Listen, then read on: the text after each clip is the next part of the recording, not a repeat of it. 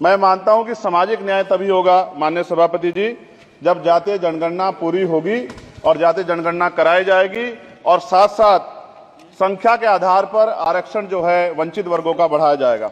उसके साथ साथ जब राष्ट्रपति जी अभिभाषण पे बात रख रही थी तो उन्होंने शहरी और ग्रामीण क्षेत्रों के विकास की बात कही और ये भी कहा कि दुनिया में सबसे उत्तम शहर हमारे यहाँ बने। लेकिन माननीय सभापति जी, 70% आबादी तो गांव में निवास करती है, तो गांव की आबादी के बारे में भी सोचना होगा कि उनका जीवन कैसे बदले। माननीय सभापति जी, उच्च शैक्षणिक संस्थानों में बहुजन समाज के जो छात्र हैं उनके साथ कास्ट एट्रोसिटी हो रही है, निरंतर उनकी हत्या हो रही है। साथ साथ जो सरकारी कर्मचारी हैं दफ्तरों में उनके साथ भी, जो SC ST OBC और मुस्लिम और अन्य धार्मिक अल्पसंख्यक उनके साथ भी माननीय सभापति जी जातिगत और धार्मिक जो है शोषण किया जा रहा है।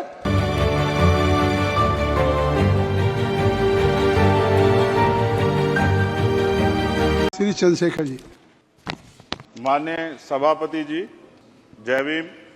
बहुजन समाज में जन्मे सभी संतों, गुरुओं, महान पुरुषों को नमन करता हूं, जिनमें महात्मा ज्योतिबा फूले, डॉक्टर बाबा साहब अम्बेडकर और मान्यवर काशीराम साहब को मैं याद भी करता हूं आज के दिन पर। साथ साथ नगीना की महान जनता और भीम आर्मी और हमारी पार्टी आजाद समाज पार्टी काशीराम के साथियों का भी धन्यवाद करता हूं। इसके बाद अपने कुल गुरु जगत गुरु सदगुरु रविदास जी महाराज को भी मैं नमन करता हूं, जिन्होंने दुनिया को लगभग 600 साल पहले बेगमपुरा शहर के रूप में दुनिया का सबसे महान लोकतांत्रिक दर्शन दिया।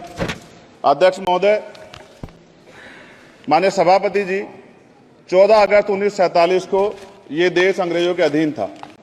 15 अगस्त 1947 को हम लोग आजाद हुए। 16 अगस्त 1947 को देश आजादी में था, लेकिन धन धरती राजपाट में बंटवारा नहीं हुआ।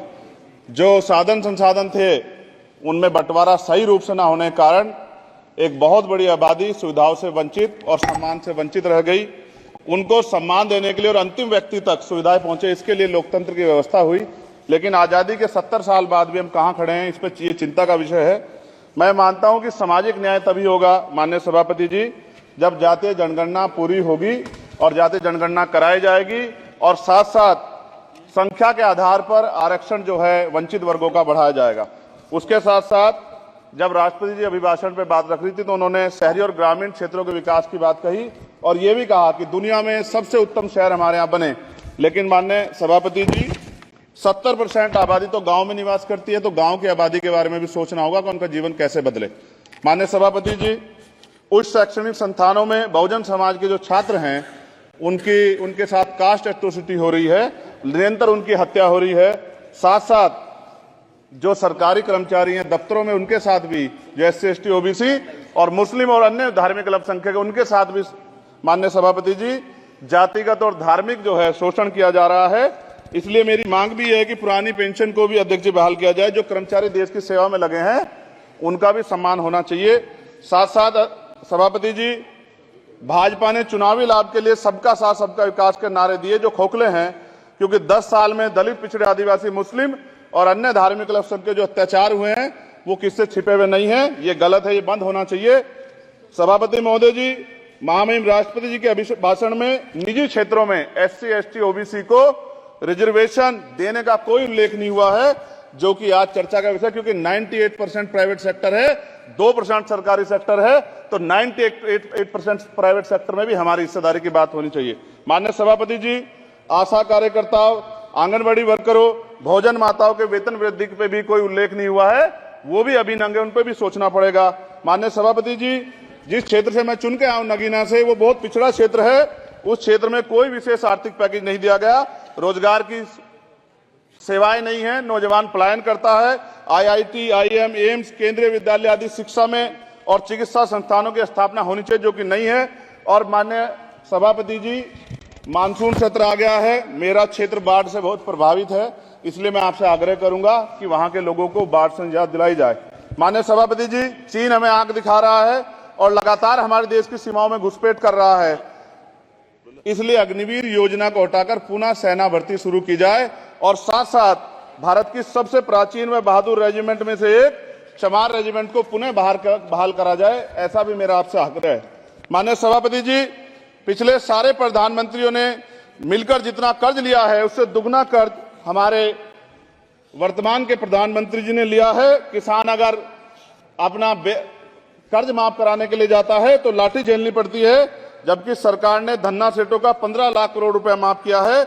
इस ओर हमें ध्यान देना पड़ेगा, हमारी आने वाली पीढ़ियों को ये कर्ज चुकाना पड़ेगा।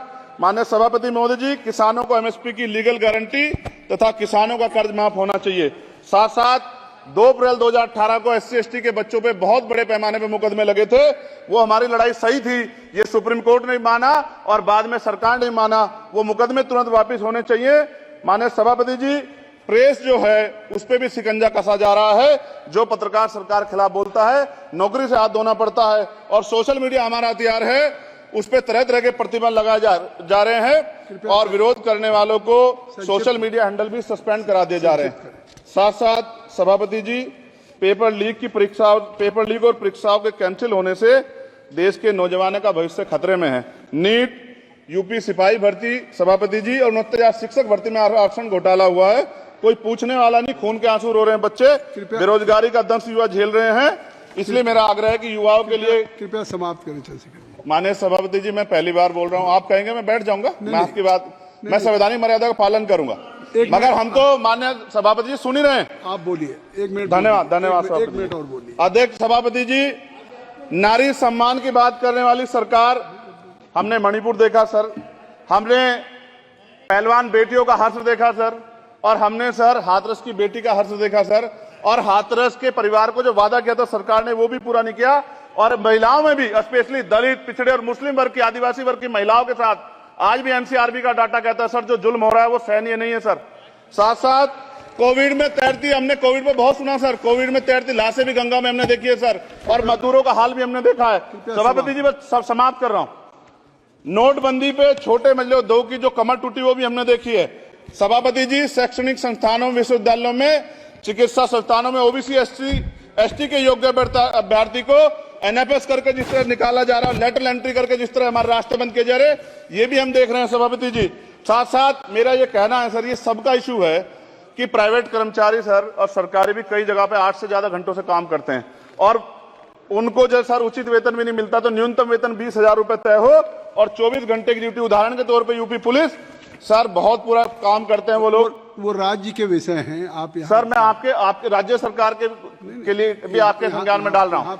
विषय सर पुलिस सब जगह है सर, लेकिन सवाल ये है सर, बहुत पसीना बहाते हैं, 8 घंटे की ड्यूटी और वेतन विसंगति बॉर्डर स्कीम से उनको जो बाहर। हमारे चैनल लाइक, शेयर, सब्सक्राइब देखना मत भूलिएगा। जय भीम, जय भारत, जय संविधान, नमो बुद्धाय। धन्यवाद। चैनल आर्थिक समस्या से गुजर रहा है।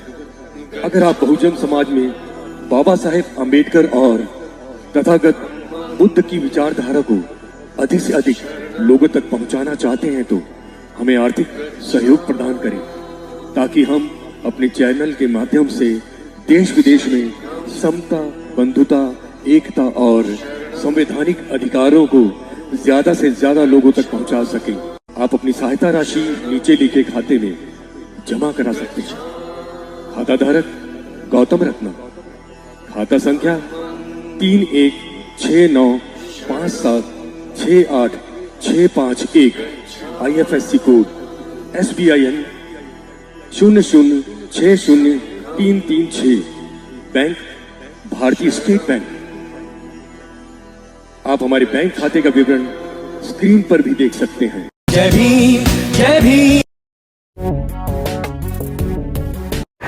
मैं गौतम रत्ना आपका बहुजन फिल्म प्रोडक्शन में स्वागत करता हूं और आप हमारे प्रोडक्शन हाउस के अंदर अपना कैरियर बना सकते हैं as a film director, as a producer and actor and actress and editor and cinematographer also.